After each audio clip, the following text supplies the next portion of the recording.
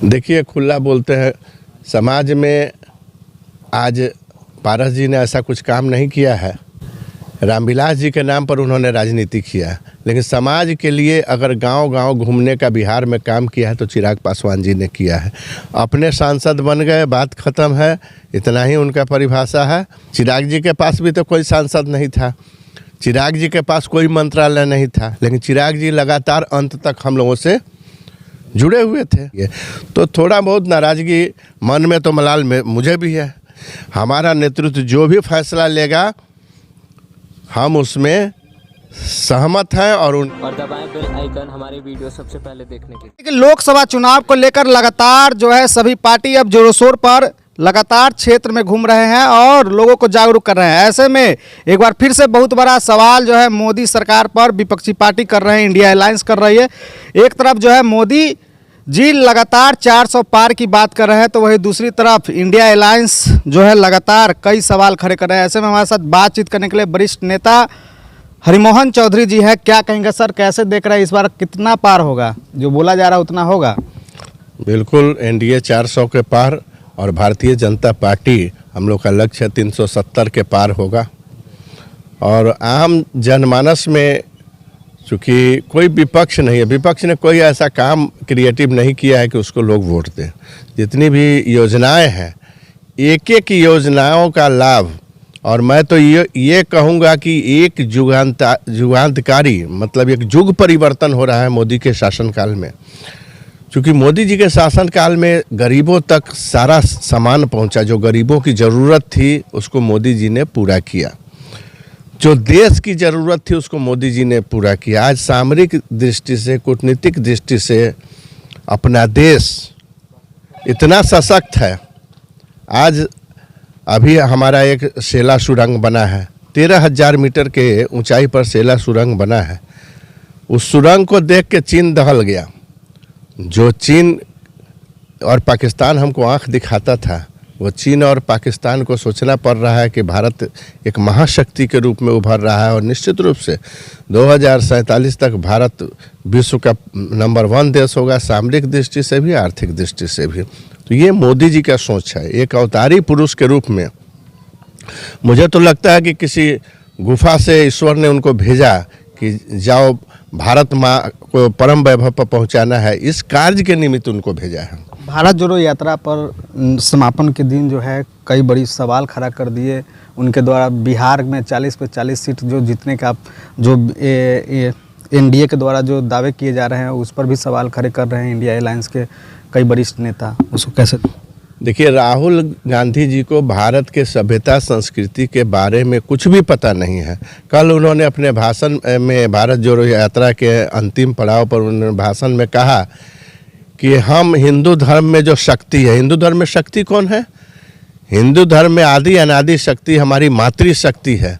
उनके खिलाफ वो लड़ रहे हैं। उनको समझ में ही नहीं आता है कि हम बोल क्या रहे हैं। भारतीय सभ्यता, भारतीय संस्कृति, भारतीय किसान, भारतीय खेती बाड़ी, भारत की महिलाओं की संस्कृति, भारत के युवाओं की संस्कृति से उनको कोई मतलब नहीं है। वो खुद विदेशी संस्कृति में पले बढ़े हैं, इसलिए यहाँ के संस्कृति से, यहाँ के किसानों से, यहाँ के गरीबों की जो ज़रूरतें हैं, इनका ज्ञान राहुल गांधी जी को नहीं है।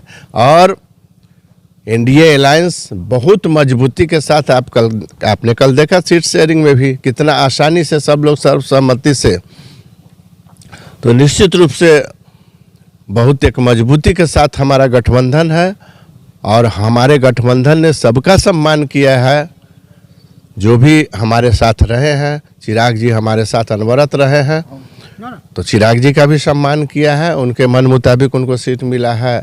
जनता दल यूनाइटेड को भी मिला है, माननीय उपेंद्र कुशवाहा जी को भी मिला है, मांझी जी को भी सम्मान मिला है। तो जो भी हमारे अलायंस में है, हम लोग सबका सम्मान करते हैं और बहुत ही उत्साहपूर्वक हम आपको कहते हैं कि हम लोग निश्चित रूप से इस बार 40 का 40 सीट जीतेंगे यहाँ बिहार में। अभी इस्तीफा दे दिए हैं पशुपति पारस और बोल रहे हैं कि हमारे साथ जो है नाइंसाफ़ी जो है एनडीए के द्वारा किया गया है। कैसे देखते हैं इसको लेकर? देखिए, खुला बोलते हैं। समाज में आज पारस जी ने ऐसा कुछ काम नहीं किया है। रामविलास जी के नाम पर उन्होंने राजनीति किया, लेकिन समाज के लिए अगर गांव-गांव घूमने का बिहार में काम किया है तो चिराग पासवान जी ने किया है। गांव की समस्याओं के लोगों से जुड़ने का काम अगर किसी ने किया है पूरे बिहार में तो चिराग जी ने किया है। और चिराग जी मोदी जी के हनुमान की तरह लगातार लगे हुए हैं।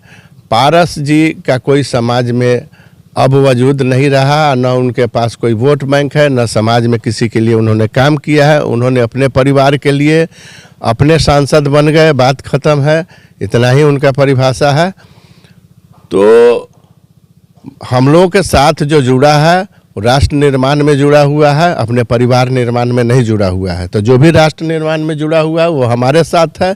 जो राष्ट्र निर्माण में नहीं जुड़ा हुआ है, चिराग जी के पास भी तो कोई सांसद नहीं था, चिराग जी के पास कोई मंत्रालय नहीं था, लेकिन चिराग जी लगातार अंत तक हम लोगों से जुड़े हुए थे। तो हमारे कहने का मतलब जो राष्ट्र निर्माण में भारतीय जनता पार्टी के साथ अपना घर छोड़ के चला है तो निश्चित रूप से वो हमारे साथ रहेंगे और सुख में भी दुख में भी हमारे साथ है। हम वैशाली का दावा कर रहे थे आप लोग, मगर वैशाली आपकी सीट में झोली में नहीं गया, चिराग जी के झोली में चल गया है। ऐसे कई मुजफ्फरपुर के वरिष्ठ नेता जो इससे नाराजगी जाहिर कर रहे हैं, उसको कैसे देखते हैं? देखिए, चिराग जी हमारे ही हैं और निश्चित रूप से जब हम गठबंधन करते हैं तो कहीं ना कहीं कोई ना कोई सीट आप उनको दीजिएगा, 5 सीट जहाँ भी दीजिएगा। और भारतीय जनता पार्टी का कार्यकर्ता इसलिए नाराज थोड़ा होता है, नाराज़गी का कारण ये है कि हम लोग चुनाव के समय फील्ड में नहीं आते हैं। हम लोग लगातार 365 दिन फील्ड में काम करते रहते हैं, जन समस्याओं से जूझते रहते हैं, लोगों के बीच रहते हैं, लोगों के दुख सुख में रहते हैं, अपना संगठन गढ़ते रहते हैं। जो निरंतर संगठन गढ़ने का काम कार्यकर्ता कर रहा है उसके मन में ज़रूर लालसा होती है कि कमल निशान ही हो। लेकिन गठबंधन की मजबूरी है मेरे मित्र कि गठबंधन में जब आपने किया है तो नीतीश जी को भी 16 सीट देना पड़ा, चिराग जी को भी उनका जो डिमांड था। तो जब आप गठबंधन कीजिएगा तो कहीं ना कहीं आपको भी चिराग जी का फ़ायदा मिलेगा, आपको भी नीतीश जी का फ़ायदा मिलेगा, मांझी जी का फ़ायदा मिलेगा। तो जब आप फ़ायदा लीजिएगा, गठबंधन कर रहे हैं, उनका वोट आप पर ट्रांसफ़र होगा तो आपका भी वोट उन पर ट्रांसफ़र होना चाहिए। तो थोड़ा बहुत नाराज़गी मन में तो मलाल में मुझे भी है कि भाई यहाँ कमल छाप ही लड़ता है। क्योंकि हम लोग डिवोटी रूप से भारतीय जनता पार्टी के कार्यकर्ता हैं, हम लोग झंडा लेके चले हैं और झंडा ओढ़ के जाने वाले बीजेपी के कार्यकर्ता हैं, इसलिए मन में सबसे ज़्यादा मलाल तो मुझे है। लेकिन जब हमारे केंद्रीय नेतृत्व ने एक गठबंधन किया, हमारे प्रदेश नेतृत्व ने, तो हम केंद्रीय नेतृत्व और बिहार के नेतृत्व, प्रदेश नेतृत्व के साथ है। हमारा नेतृत्व जो भी फैसला लेगा हम उसमें सहमत हैं और उनके साथ जीवन भर चलेंगे। चलिए, हमारे साथ जो है खास बातचीत करने के लिए थे और आपको बता दें कि लोकसभा चुनाव को लेकर जो है काफ़ी सियासी पारा जो है हाई होते जा रहा है। ऐसी तमाम खबर अपडेट देखने के लिए प्रकाश लाइव पे बने रहें ताकि हर एक खबर आपको मिलता रहे। तब तक याद दीजिए, जय हिंद, जय भारत।